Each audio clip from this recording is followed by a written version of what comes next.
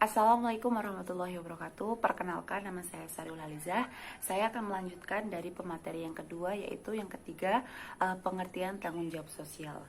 Tanggung jawab sosial adalah suatu kepedulian organisasi bisnis untuk bertindak dengan cara-cara mereka dan melayani kepentingan organisasi dari kepentingan publik eksternal. Perusahaan mengintegrasikan pedulian sosial dalam operasi bisnis mereka dan dalam interaksi mereka dengan pemangku kepentingan berdasarkan prinsip sukarela dan kemitraan. Kemudian tanggung jawab sosial atau yang disebut Corporate Social Responsibility atau CSR adalah suatu konsep bahwa organisasi, khususnya perusahaan, memiliki berbagai tanggung jawab terhadap konsumen, karyawan, pemegang saham, komunitas, dan lingkungan dalam aspek operasional perusahaan yang mencakup aspek ekonomi, aspek sosial, dan aspek lingkungan. Kemudian CSR berhubungan erat dengan pembangunan berkelanjutan, yakni suatu organisasi, terutama perusahaan, dalam melaksanakan aktivitasnya harus mendasarkan keputusan tidak semata berdasarkan dampaknya dalam aspek ekonomi, misalnya tingkat keuntungan atau dividen. Tetapi juga perusahaan harus menimbang dampak sosial dan lingkungan yang timbul dari keputusannya itu. Nah, baik untuk jangka pendek maupun untuk jangka panjang. Kemudian dengan pengertian tersebut, CSR dapat dikatakan sebagai kontribusi perusahaan terhadap tujuan pembangunan berkelanjutan dengan cara manajemen dampak atau meminimalkan dampak negatif dan memaksimalkan dampak positif terhadap seluruh pemangku kepentingannya. Kemudian ruang lingkup tanggung jawab sosial itu mencakup yang pertama, tanggung jawab terhadap lingkungan. Tanggung jawab sosial terhadap lingkungan merupakan kepedulian untuk perusahaan dalam mengendalikan operasionalnya agar tidak merugikan masyarakat dan lingkungan sekitar, tetapi seharusnya dapat memberikan manfaat bagi masyarakat sekitar.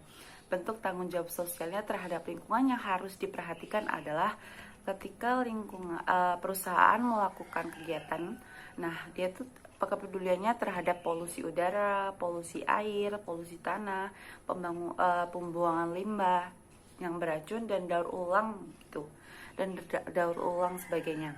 Nah, yang kedua adalah tanggung jawab terhadap konsumen. Tanggung jawab terhadap konsumen pada umumnya terbagi atas dua kategori. Yang pertama yaitu menyediakan produk-produk berkualitas, dan yang kedua yaitu menunaikan hak-hak konsumen. Nah, tanggung jawab konsumen ini namanya tuh menetapkan harga-harga yang adil. Nah, perusahaan pun harus memperhatikan hak-hak konsumen dengan tidak menetapkan harga yang tidak wajar dan menjaga etika dalam hal perikanan. Nah, suatu perusahaan bertanggung jawab terhadap pelanggannya akan kehilangan kepercayaan dalam bisnisnya. Dalam hal tanggung jawab kepada konsumen, perusahaan harus memperhatikan hal-hal berikut. Yang pertama, tanggung jawab dalam pelaksanaan produksi. Produk yang dibuat harus diberikan jaminan keselamatan pada konsumen. Produk yang dibuat ini harus memperhatikan label-label peringatan untuk mencegah kecelakaan yang mungkin terjadi akibat salah penggunaan dari produk. Nah, yang kedua yaitu tanggung jawab dalam pelaksanaan penjualan. Nah, sebuah perusahaan harus menyertakan petunjuk pelaksanaan bagi karyawan bagian penjualannya agar tidak terlalu agresif atau melakukan promosi yang tidak benar. Nah, yang ketiga yaitu tanggung jawab terhadap karyawan. Nah, tanggung jawab perusahaan terhadap karyawan meliputi keamanan karyawan, perlakuan yang baik dan manusiawi dari karyawan yang lain. Nah, kesempatan yang sama dan tanggung jawab untuk memuaskan karyawan. Bentuk tanggung jawab sosialnya ini terhadap karyawan didasarkan pada aktivitas manajemen sumber daya manusia dan melancarkan fungsi-fungsi bisnis seperti proses perekrutan, penerimaan, pelatihan, promosi, dan pemberian kompensasi. Nah, perilaku tanggung jawab sosial ini terhadap karyawan memiliki komponen lingkungan, hukum, dan sosial. suatu perusahaan dikatakan memenuhi tanggung jawab hukum dan sosialnya apabila karyawannya diberi kesempatan yang sama tanpa memandang faktor-faktor suku, agama, jenis kelamin, atau faktor lainnya yang tidak relevan. Nah, perusahaan harus mengakui kewajibannya yang melindungi kesehatan pada karyawannya dan cara memberikan kesempatan untuk menyeimbangkan pekerjaan dengan tekanan hidup dan preferensi hidup. Nah, perusahaan yang mengabaikan tanggung jawab ini akan menghadapi resiko kehilangan karyawan yang produktif dan bermotivasi tinggi. Mereka juga membiarkan dirinya menghadapi tuntutan hukum. Nah, yang selanjutnya adalah tanggung jawab perusahaan terhadap investor. Perusahaan bertanggung jawab terhadap para investor dengan cara mengelola sumber daya investor dan memperlihatkan